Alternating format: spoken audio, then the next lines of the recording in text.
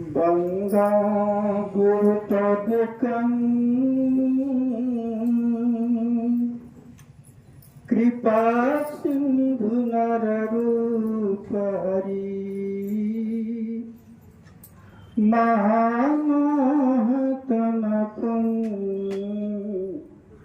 जासु बचन रविकरण करे। आदरणीय सब समझ जी, प्यार से कहिए जी। और सब समझ जी, अभी आप सारे भक्तजन, सारे संत महापुरुष लगभग 1.5 घंटे से इस सदगुरु की बड़ियाई, इस सदगुरु की शुक्रिया, इस सदगुरु की बखान बयान आप कर रहे हैं अपने अपने उत्तम हृदय के भाव के द्वारा।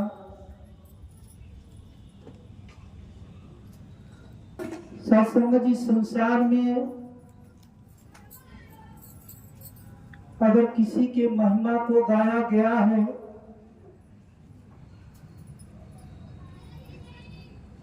किसी की शुक्रिया किया गया है, कहते हैं कि वो होता है सदगुरु। क्योंकि जो सदगुरु होता है वो एक ऐसा कारीगर है कि मशीन को ज्यों ही वो देखता है, पात्र को ज्यों ही वो देखता है, तुरंत वो बता देता है कि इस मशीन में क्या कमी है।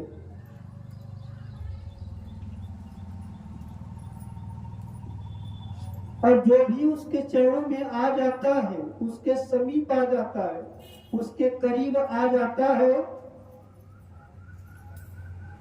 जो भी उसमें पात्र खराब रहते हैं उस पात्र को निकाल करके उसको संवार देता है।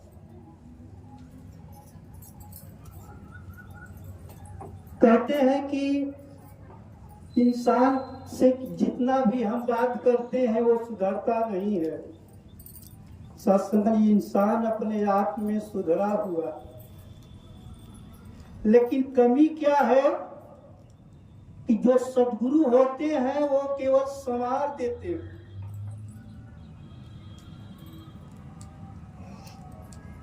औरत अपने आप में सुधरी हुई है, सारा सब कुछ उसका शरीर, हाथ पांव, जितने भी शरीर के अंग हैं सारे एक ठीक है, लेकिन सत्संग जी, वो दुल्हन कब कहलाती है कि जब पूरे श्रृंगार उसके शरीर पर सुशोभित हो जाते हैं। और सत्संग जी, उसी तरह से हम सदगुरु की जो बड़ियाई कर रहे हैं, आज सदगुरु हमारे जीवन को संवार दिया है, इसका मोल कर दिया। नहीं तो साथी, अभी आपके चरणों में तमाम सारे महापुरुषों ने कहा, एक जो जीवन है ये 4 दिन का जीवन है, ये मुसाफिर खाना है।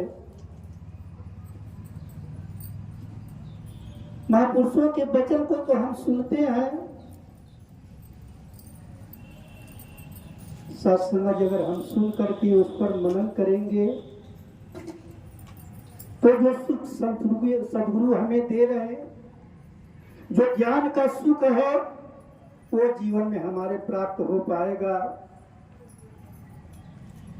और सत्संग जी, अभी आपके चरणों में तमाम सारे महापुरुषों ने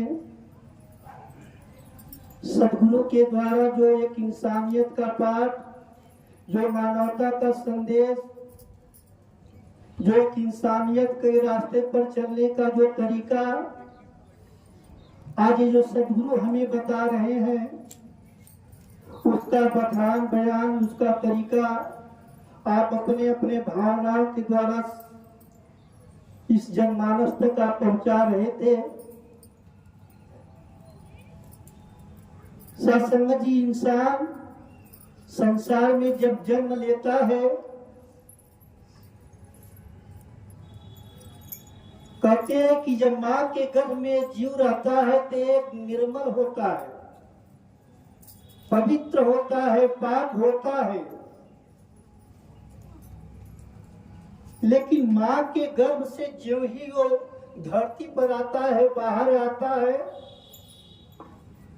कहते हैं कि बूंद गिरे ढाबर भय पानी, ब्रह्म जीव माया लपटानी। उसी तरह से संसार में जब जीव बाहर आ जाता, तुरंत इस माया में लिप्त हो जाता है। और सत्संग जी, सदगुरु क्या करते हैं?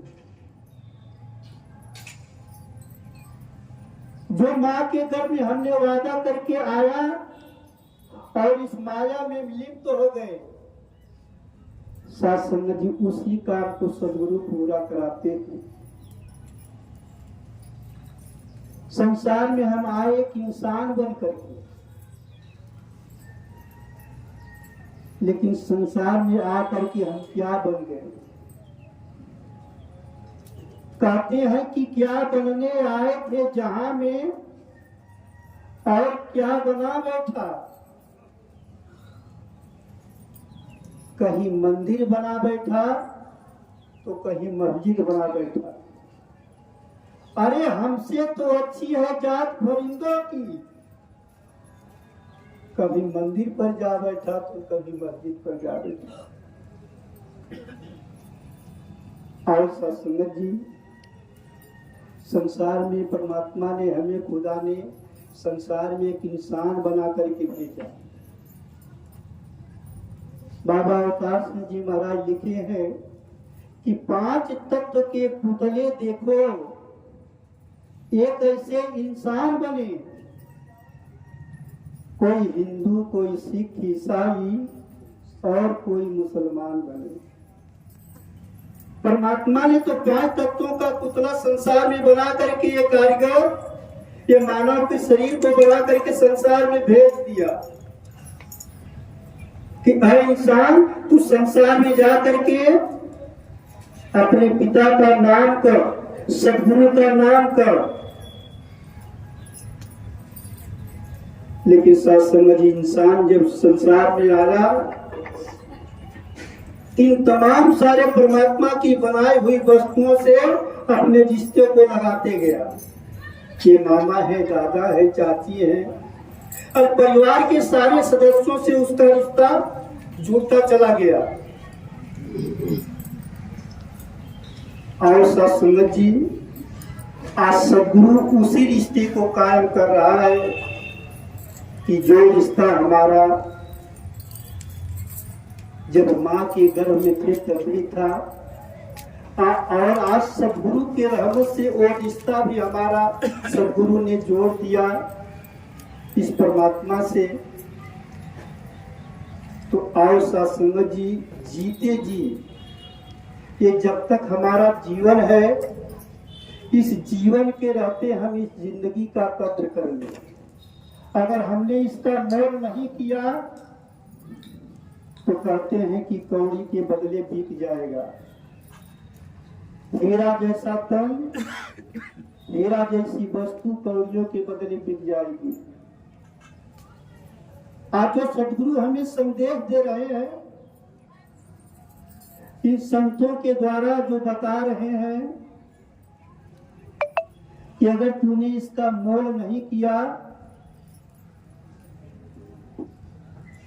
तो संसार में फिर दोबारा ये मानव का जीवन नहीं मिलेगा। इसका कीमत कर लो। सत्संग जो कीमत हमारे जीवन में कब होगा, इसका महत्व जीवन में कब होगा कि जो सदगुरु का शुभ संदेश है उसको जब हम जीवन में अपने धारण कर लेंगे, सतगुरु के जैसा अपना स्वभाव बना लेंगे, सतगुरु की जैसी समझ है वैसी जब अपनी हम समझ बना लेंगे। साथ समय दो इंसान में प्रेम है, मित्रता है, लेकिन कभी कभी कुछ बात आ जाता है तो कहते हैं भाई साहब इनका जो स्वभाव ही इनका अलग है, इसलिए इनसे हमारा प्रेम नहीं बन पाता। अब सत्संग जी देखें कि परमात्मा का स्वभाव क्या है और हमारा स्वभाव क्या है, क्योंकि दोस्ती तभी होती है कि जब स्वभाव हमारा मिलता है। परमात्मा का स्वभाव क्या है कि वो देखता कि एक नूर है सबदे अंदर, नर है चाहे नारी है, ब्राह्मण क्षत्रिय वैश्य हरिजन, प्रभु की रचना सारी है। हरि परमात्मा तो सबको एक नजर से देखता, लेकिन सत्संग जी हम उसी की संतान होकर के हम उसको एक अनेक नजर से देखते हैं। परमात्मा हमारी अच्छाई देखता है, लेकिन हम क्या देखते हैं, एक दूसरे की मैं बुराई देखता हूं। एक इंसान को बुराई देखने की बहुत आदत थी। घर से निकला तो चांद के तरफ देखा, चांद से कहा कि अगर तेरे अंदर दाग ना होता तो तू कितना अच्छा होता। फूल से कहा कि अगर तू कांटों में न होता तो कितना अच्छा होता। समुद्र से कहा कि अगर तू खारा न होता तो कितना अच्छा होता। सत्संग जी ये सारे लोग मिल करके इंसान से कहा कि ऐ इंसान, अगर तुम्हें दूसरे में बुराई देखने की आदत न होती तो कितना अच्छा होता। आओ सत्संग जी आज वो संदेश सदगुरु हमें दे रहे कि कोई भी इंसान है, हम एक परमात्मा का रूप समझे, सदगुरु का रूप समझे। बाबा जी बताते हैं कि सत्कार गुरु का करना है तो हर एक का सत्कार करें। सत्संग जी भी जीवन की बात हो रही थी कि कोई 20 साल में जाता है, कोई 10 साल में जाता है। सत्संग जी वो समय निर्धारित रहता है, जिसका जो समय होता है वो निर्धारित है।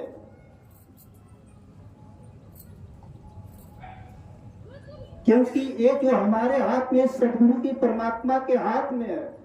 अगर इंसान ये समझ लेता, जान लेता जन्म का, कभी कोई अपने आप को सोचा कि हमारा, कभी हमने सोचा कि हमारा जन्म कैसे हुआ इस परिवार में। परमात्मा ने जिसको जिस श्रेणी में देना होता है उसको जन्म दे देता है, लेकिन भेजता है एक इंसान बना करके। परमात्मा ने बना करके संसार में इंसान भेजा, लेकिन हम आकर के क्या बन गए, अपने आप को हैवान। कहते हैं कि वजूदे व सब जब पैदा कोई अनजान होता है, ना हिंदू सिख होता है ना मुसलमान होता है। अरे एक फिरके रतन जहां में हम ही ने बात रखे हैं। खुदा के तरफ से तो हर कोई इंसान होता है, परमात्मा के तरफ से हर कोई इंसान होता है, लेकिन आकर के हम यहाँ श्रेणियों में अपने आप को विभाजित हो गए। आज सत्संग जी आज उसी शुभ संदेश को, आज उसी समझ को आज सदगुरु माता जी हमें ये बता रही है, हमें ये समझा रही है, हमें वो समझ दे रही है। कहते हैं कि समझ की रोशनी इंसान से छीन ली किसने, है आप उसको मगर रास्ता नजर नहीं आता। सत्संग की वस्तु हमारे सामने पड़ी है, लेकिन वो हमारे जीवन में समझ नहीं है उस वस्तु को हम प्राप्त करेंगे। और सत्संग जी आज वही समझ, वही निगाह, वही नजर, वही प्रकाश आज समय के रहबर सदगुरु माता जी दे रही है कि हम संसार में जहां भी रहें एक परमात्मा के गुण को, इस परमात्मा की बढ़ियाई को करते रहे, क्योंकि शास्त्री आज हमारा बहुत बड़ा भाग्य है कि ऐसे सदगुरु के समा में ये जीवन मिला हमारा। और बहुत बड़े भाग से हमें सदगुरु मिले। कहते हैं कि हर एक झील में कमल खिला नहीं करते, हर एक सीप में मोती मिला नहीं करते। अरे ये तो खुदा को तरस आ गया, ये तो खुदा को तरस आ गया हम पर, वरना हर युग में ऐसे सदगुरु मिला नहीं करते। आज सदगुरु की कितनी रहमत है, इस प्रभु की कितनी रहमत है कि अपने समय में ये जीवन दिया और ये जीवन भी सदगुरु के चरणों में कृतार्थ हो गया। और सत्संग जी हर समय इसकी हम बढ़ियाई, इसका बखान, अभी आपके चरणों में तमाम सारे महापुरुषों ने अरदास किया कि हमारे जो भी अधिकारी होते हैं सत्संग जी, चाहे इस संगत के व्यवस्थापक, चाहे आदरणीय जो सेवा दल के अधिकारी हैं या जो मुखी महात्मा हैं, सत्संग जी हम तो अपने आप को ये समझ लेते हैं कि चलो भी फला महात्मा है, ये हमको एक बात बोल रहे हैं, चलो ठीक है इसको कर लेते हैं। लेकिन अगर कोई बाहरी महात्मा आ जाते हैं तो उनके भगत में हम कितना लग जाते हैं, पूरा परिवार लग जाता है। लेकिन सत्संग जो सदगुरु का रूप, जो हमारे अधिकारी है, जो बात कहते हैं उस बात को हम नहीं मानते। आज सदगुरु माता जी हमें यही सीख दे रही है कि अगर सदगुरु माता जी की सेवा करना है, सदगुरु की बढ़ियाई करना है, सदगुरु को हमको सेवा करना है, तो माता जी बताती हैं कि हम जिस भी संत को, एक गरीब से गरीब संत है, फटा पुराना कपड़ा उसके तन पर है, सत्संग जी परमात्मा का, माता जी का रूप समझ करके उस महात्मा को अपने हम घर लाए, अच्छे तरह से उसकी सेवा करें। क्योंकि सत्संग जी ये जो सेवा है यही सेवा परवान होती है, क्योंकि आज जो गुरु का हुक्म है ये सेवा करने का हुक्म है। सत्संग मोहम्मद साहब भी कहते थे कि अगर आपका कोई पड़ोसी भूखा है और आप खाना खा रहे हो तो कहते हैं उस खाने में लानत है, धिक्कार है कि एक पड़ोसी हमारा भूखा है, वो तड़प रहा है भोजन के लिए और हम यहाँ भोजन कर रहे हैं, आनंद मना रहे हैं। मोहम्मद साहब ने कहा पहले उस पड़ोसी को हम खाना खिलाएं। आज सदगुरु माता सुदीक्षा जी भी, आज समय के रहबर सदगुरु माता जी भी हमें यही सीख दे रही है कि हम एक दूसरे का सत्कार करें, चाहे वो छोटा है चाहे वो बड़ा है। जो भी महात्मा मिलते हैं सतदास साहब के चरणों में अरदास कर दे कि हम चौराहे पर जाते हैं, कहीं भी जाते हैं, अगर कोई महात्मा मिल जाते हैं तो साथ से हम चेहरे को अपने मुंह को उधर करके फिर निकल जाते हैं। दास साहब के चरणों में अरदास करेगा कि जिस काम के लिए आप जा रहे हो, अगर कोई संत मिल जाते हैं महाराज, रुक करके आप धन निरंकार करके महात्मा से आशीर्वाद लेकर के महाराज जाओ, आपका वो काम पूर्ण होगा, सदगुरु की रहमत हो जाए। लेकिन साथ से महात्मा को देखते अरे तो भाई साहब अभी राम प्रीत ही है, हमने देखा फिर आगे निकल गए। और साथियों सदगुरु का रूप है और सदगुरु की रहमत है, क्योंकि कहते हैं कि बिना इसके कृपा से एक संत का दर्शन नहीं होता। कहते हैं जब संत का दर्शन होता है तो जो ही संत मिलते हैं तुरंत परमात्मा का याद हो जाता है। आज सदगुरु की रहमत है, आज सत्संग वही संदेश वही समझ आज सदगुरु हमें दे रहे हैं कि हमारा कोई भी अधिकारी है, हम सदगुरु के संदेश को समझ करके जो महात्मा कह रहे हैं उसको हम चल पड़े। अपने आप को यह न देखिए कि हमें कहाँ जाना है, महात्मा ने जो कह दिया आपको फला जगह जाना है, महात्मा बड़ी कृपा। क्योंकि अगर हम सदगुरु का काम करते हैं तो शास्त्र में सदगुरु हमारा काम स्वयं करता है। महात्मा कहते हैं कि जहां के कोने कोने में जो तेरा नाम करते हैं, समझ कर काम को अपना जो तेरा काम करते हैं, सौंप देते हैं तुझको, सौंप देते हैं तुझको जो अपने आप को साकी, तू उनके काम करता है वे आराम करते हैं। आओ सत्संगत जी, आज वो समझ हमें सदगुरु माता जी दे रही है कि किस तरह से हम संसार में अपने आप को विचरण करें, कैसे हम संसार में चलें, कैसे हम रहें। क्योंकि सत्संग जी हीरा जहां भी रहता है सत्संग जी को चमकता है। आज सदगुरु ने हमारे जीवन में जो अमोलक दात दे दी है, जो हीरा की पहचान करा दिया। आओ सत्संगत जी, आज हीरे की कीमत आप समझ लें, नहीं तो अगर इसको समझेंगे नहीं तो कहते हैं कि ये कौड़ी के बदले बिकता चला जाएगा। सोना था, सोनार के पास गया और रोने लगा। सोनार बोला कि आखिर भाई तू रो क्यों रहा, तेरे को जब मैं आग में तपाता हूं इसलिए रो रहा है। कहते कि नहीं, कहते कि तू फिर रो क्यों रहा है, तुझे मैं जब हथौड़े से पीट पीट करके गहने बना देता हूं इसलिए रो रहा है। सोना कहा नहीं, सोनार कहा कि आखिर तू रो क्यों रहा है। कहा कि मालिक जब आप हमें गहने बना देते हो, एक हार मैं बन जाता हूं और उस हार की कीमत कितना होता है, 1.5 लाख रुपए। 1.5 लाख का हार बन करके जब आप हमें तोलते हो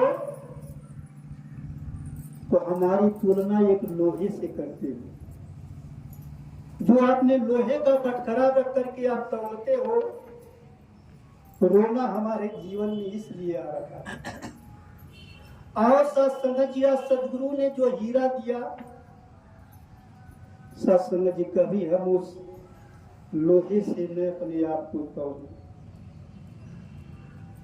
क्योंकि ये जो अमोलक दात हमारे जीवन में दे दिया सदगुरु, सत्संग जी कभी हम इसको छोड़ करके कभी अपने मन को इधर उधर न भटकाएं कि फला जगह चले जाते हैं हमारा काम वो पूर्ण हो जाएगा। क्योंकि सत्संग जी सबको पूर्ण करने वाला, सारे संसार में जितने भी वस्तुएं हैं सारे वस्तुओं को शक्ति देने वाला ये निराकार प्रभु परमात्मा है। तो आओ शास्त्री दास, अधिक समय आपका नहीं लेगा, आपके चरणों से यही अरदास करेगा कि जितने भी संत महापुरुष इस सत्संगत के श्री चरणों में बैठ करके इस सदगुरु के शुभ संदेश को प्राप्त कर रहे हैं, आनंद को प्राप्त कर रहे हैं, सच्चे पातशाह सदगुरु माता जी कृपा करें कि हर एक संत को तन से, मन से, धन से सुखी करते हुए अपनी जो समझ है, अपना जो ध्यान है, अपनी जो निगाह है इन संतों के जीवन में देते चले जाएं, जिससे संसार में जहाँ ये महात्मा जाएं ये अपने भी आपको सुख ले सके, वहीं संसार की हर एक मानव प्राणी को सुख देने का साधन बन सके। सब समझिए, प्यार से कहिए।